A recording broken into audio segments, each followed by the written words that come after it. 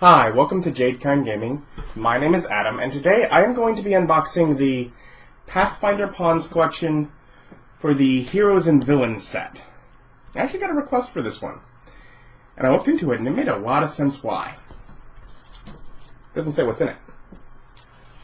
There's a bit of a argument about whether or not people like what they did with this one. We'll look into it.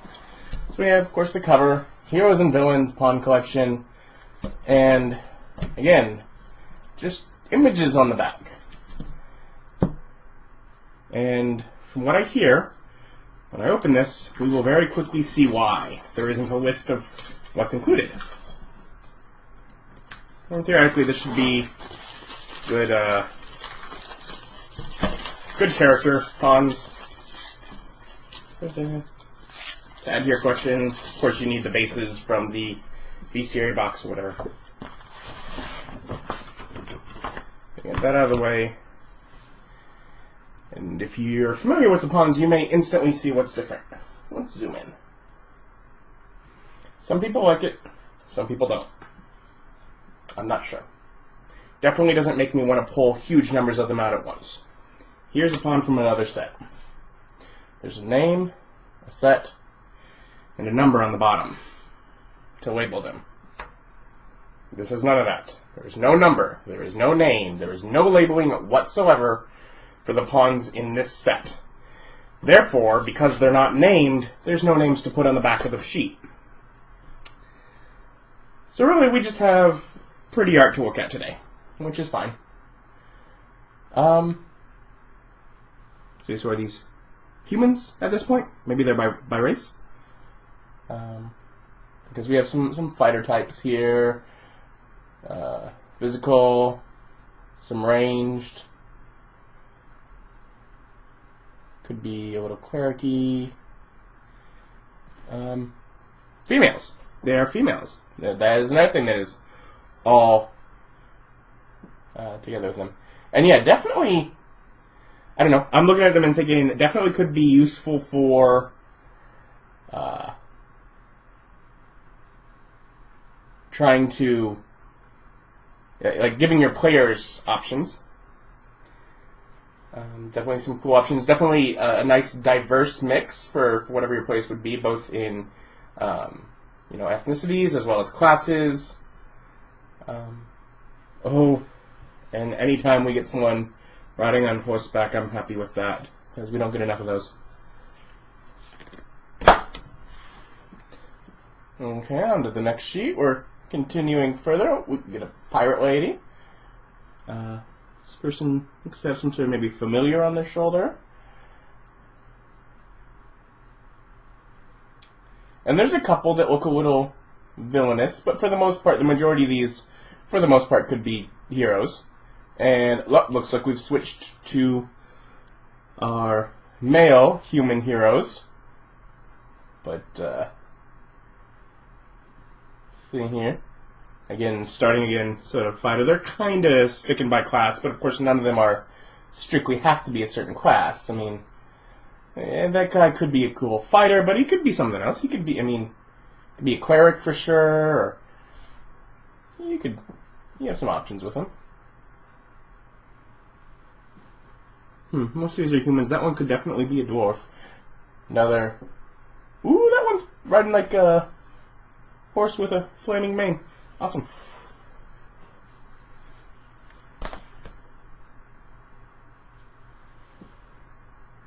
Some of these, I feel fairly certain, have been in other sets. I will point that out. And some of the comments I get sometimes are things about, if you'll notice here, this line is the line where it punches out. So when art sticks out over it, that art is not on the pawn. So that's an important thing to know if you get these, is that some of them, like this, looks like, oh cool, he's holding up that tablet, but when you actually have the pawn, it's a lot harder to tell what he's holding up.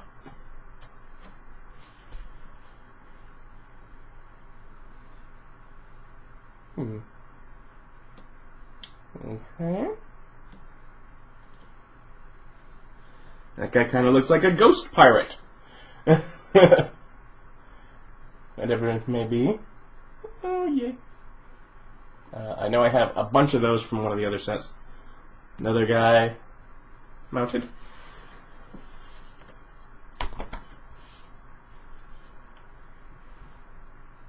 And elves? Elves, yeah. We are now on to elves. So, I don't think the elves are split by gender, but sometimes it's hard to tell with elves. Like, I'm pretty sure that's a male elf, and that's a female elf for sure. You could go either way with that one. Oh, elves. It looks sort of like a evil cultist kind of elf lady. Yeah,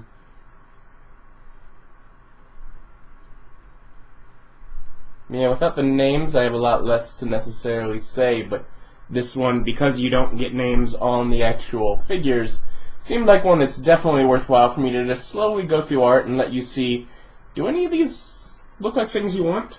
Ooh, and some little folk. Over on the side here, of both the fighter persuasion, or mages, or pirates. Got a few different pirate option ones there. It's like a cool merchant. Oh, he's dwarfs! Now here's the dwarfy ones. I got some great dwarf fighters, both genders. And also, like, you know, even keeping racial options open for other species. Obviously, I play the D&D 5th edition mostly, so the way that the different dwarf races, or I guess sub-races, I don't know. Technically, dwarf, elf, all that should be species, and then races are divisions between them, but that's not how D&D and Pathfinder clarify it, so whatever. Sub-races are split differently, but it's still cool to have at least a bit of variety so that you can have pawns that kind of show that. Classic dwarf miner. Another dwarf miner. Always useful. And so I think on the last one, those were probably halflings, and these ones look very much like gnomes. Definitely got a bit of a gnome vibe going to these guys. Still some craftsmen, or I don't know what the proportions on that one. That one just looks like a really tiny picture of a human pirate lady. But sure, gnome if you want.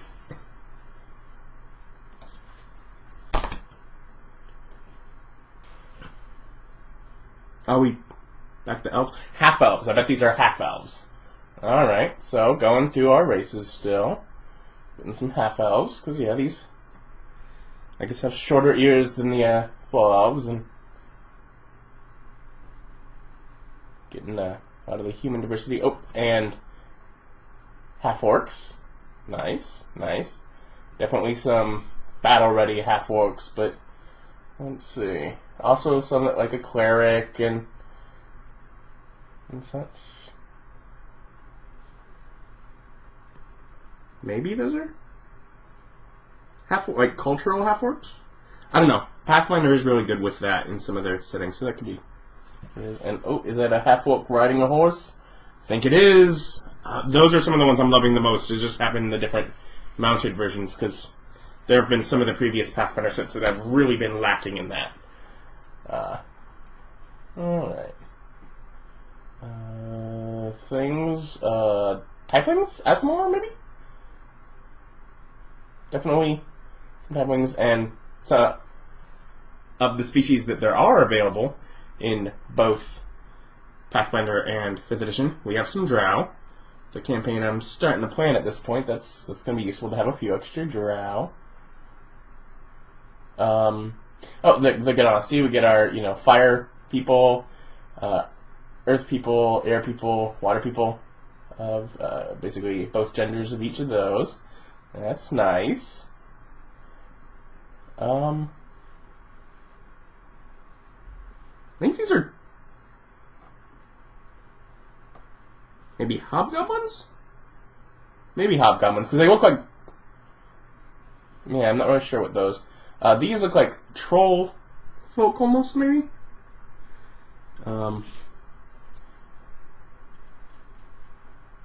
Another mounted rider. Hard to quite tell what it is, but sometimes hard to tell what it is good. It gives you more options for what it can be. And, yeah, looks like our last sheet here. And, okay, we get a couple cat people. Some of these are clearly some of the other weird races from, I think, some maybe bird-ish kind of people.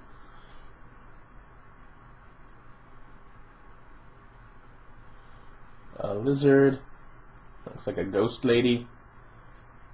I've seen whatever that is supposed to be in one of the adventure paths, like that same species.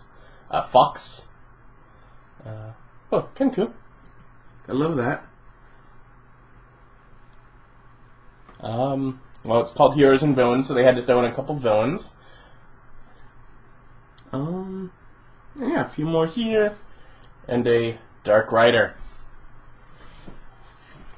But yeah, as it calls it, more than 100 character pawns for use with the Pathfinder role-playing game or any tabletop fantasy role-playing game.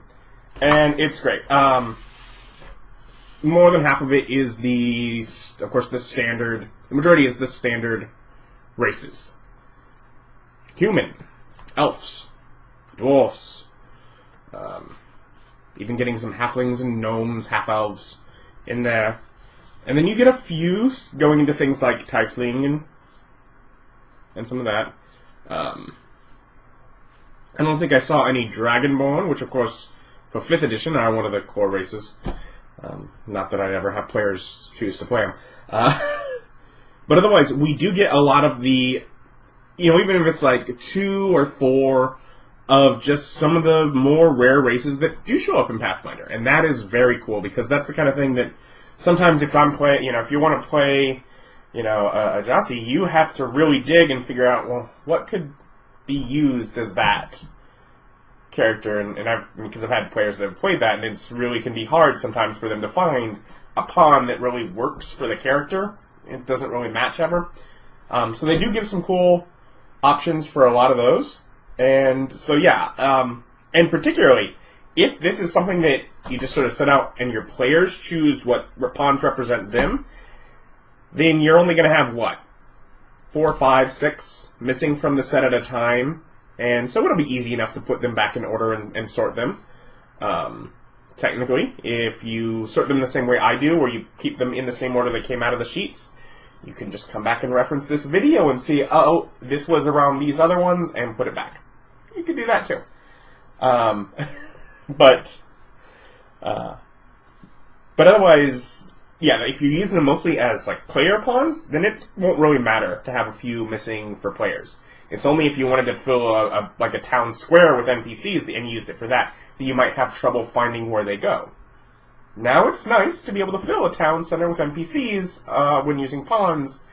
It can make a big chaotic-looking battle map for the players to say, okay, now we have to figure out which one's where the villain is in this town market, and you've put huge numbers of folks on the battlefield.